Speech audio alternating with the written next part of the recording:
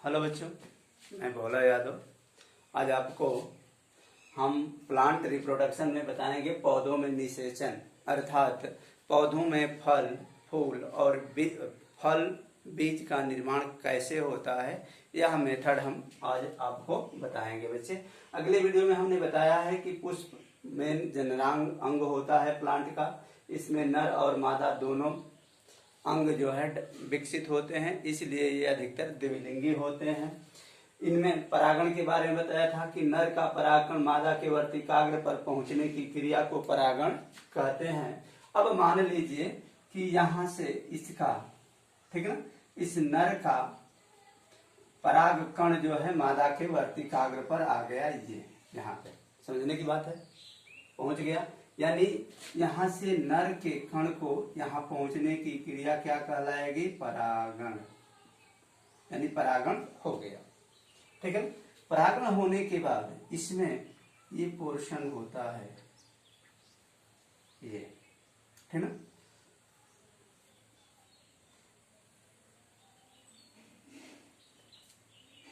ठीक है, यह भाग जो है अंडाशय हो गया और इस भाग को कहेंगे बीजांड। ठीक है, तो जब वर्तिकाग्र पर पहुंचता है तो यहां से एक नली का निर्माण होता है। ठीक है, ये नली, इस नली को कहते हैं पराग नली। यानी वह नली जिससे पराग कण होकर के अंडाशय बीजांड तक पहुंचता है, उस नली को पराग नली कहते हैं। पराग नली में जब यह आता है पराग कण, तो पराग नली में आते समय पराग कण में एक क्रिया होती है, एक विभाजन होता है, जिससे यह पराग कण 1 से 2 कण में परिवर्तित हो जाता है। अर्थात एक पराग कण से 2 नर कण का निर्माण हो जाता है। यानी एक पराग कण से 2 नर युग्मक बनते हैं। कितने? 2 नर युग्मक बन जाते हैं और यह यहाँ आ जाते हैं। इसमें ये आ गए दोनों नर कण। ठीक है, अब इसमें जो एक जो है यहाँ इसके साथ फिर संयुग्मन हुआ, है ना। यानी जब उस पराग कण से जो 2 नर कण बनते हैं, एक नर कण का मादा के अंड सेल के साथ मिलने की क्रिया ही क्या कहलाती है? निषेचन। क्या कहलाती है? निषेचन। इसे फर्स्ट निषेचन भी कह सकते हैं। ठीक है, प्रथम निषेचन यह हुआ। इसके बाद से दूसरा जो है ऊपर वाला निस्तांड से इसके साथ फ्यूज किया, इसे हम कहेंगे सेकेंड, द्वितीय निषेचन। क्या कहेंगे? सेकेंड निषेचन, द्वितीय फर्टिलाइजेशन। देखो बच्चे, जो प्रथम निषेचन होता है, इसी निषेचन से इसमें जो है फल और बीज का निर्माण होता है। प्रथम निषेचन से ही फल और बीज का निर्माण होता है। द्वितीय निषेचन जो होता है, यानी सेकेंड फर्टिलाइजेशन जो होता है प्लांट में, इसके द्वारा बीज के ऊपर जो बीज आवरण बनता है, उसका निर्माण सेकेंड फर्टिलाइजेशन से होता है। ठीक है, जैसे चना है तो चना में जो 2 दाल होती हैं, उसका निर्माण जो है फर्स्ट निषेचन से होता है। और जो चने का बोकला होता है, उस बोकले से निर्माण जो होता है, बोकले का निर्माण द्वितीय निषेचन से होता है। गेहूं या धान होता है, धान का बोकला होता है, उस बोकले का निर्माण सेकेंड निषेचन से होता है।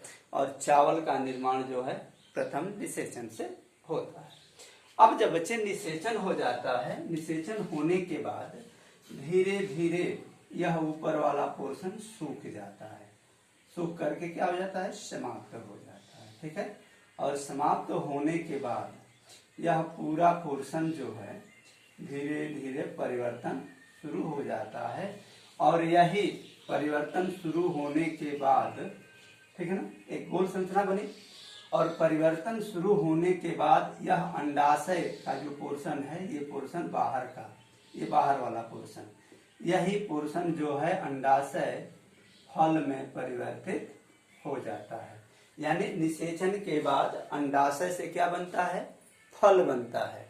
और जो बीजांड है, बीजांड यह पोर्शन जो है, यह धीरे धीरे बीजांड जो है बीज के रूप में परिवर्तित हो जाता है और द्वितीय निषेचन से इसके ऊपर जो है एक आवरण बन जाता है जिसे हम बीज आवरण कहते हैं। तो इस तरह से पौधों में निषेचन के बाद अंडाशय से फल का, बीजांड से बीज का निर्माण होता है। ठीक है बच्चे, तो यह प्रोसेस जो है होती है फल और बीज के बनने का। जब बीज बनता है तो अब इसमें भ्रूण आता है, फिर भ्रूण बनता है बच्चे। ठीक है, भ्रूण सर, एम्ब्रियो, यानी यह इसका अर्थ होता है शिशु।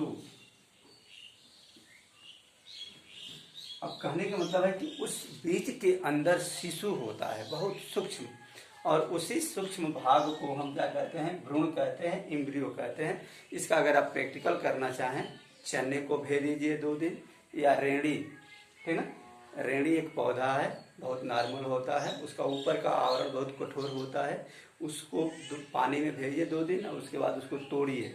और जब तोड़ेंगे तो जब तोड़ने के बाद जैसे चना ही है उसमें 2 दालें निकलती हैं, देखेंगे। सपोज है,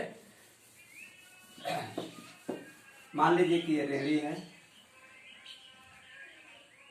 ठीक है, ये रेड़ी, जब इसको पानी में भिगो देंगे, जिसके ऊपर के आवरण को जब तोड़ेंगे तो इसमें 2 दालें आपको ऐसे मिलेंगी, ठीक है, इस तरह से ये जुड़ा हुआ मिलेगा। तो जब इसके बाद ये पोर्शन को जब हल्का सा उठाएंगे तो इसके ऊपर एक बहुत पतली फिल्म होती है, ठीक है, फिल्म में आवरण होता है जो इससे जुड़ा रहता है, ठीक है। और इसी को जब निकालेंगे तो जैसे लगे कि जब हम सेम बोते हैं तो नहीं, पहले पंक्ति निकलती है बहुत सुंदर सी, इस तरह से ऐसे निकलता है, ठीक है। ये पोर्शन चना वना का, यही दाल जो होती है, ये पोर्शन ये होता है, और इसका पहला पोर्शन जो है पत्ती के रूप में कन्वर्ट होकर के निकलता है। इसी भाग को भ्रूण कहते हैं। यानी शिशु, इस बीज के अंदर वह शिशु जो है कंटिन्यू पड़ा रहता है। जब अनुकूल परिस्थितियां आती हैं तो यहाँ से एक नए पौधे का निर्माण हो जाता है। थैंक यू बच्चे।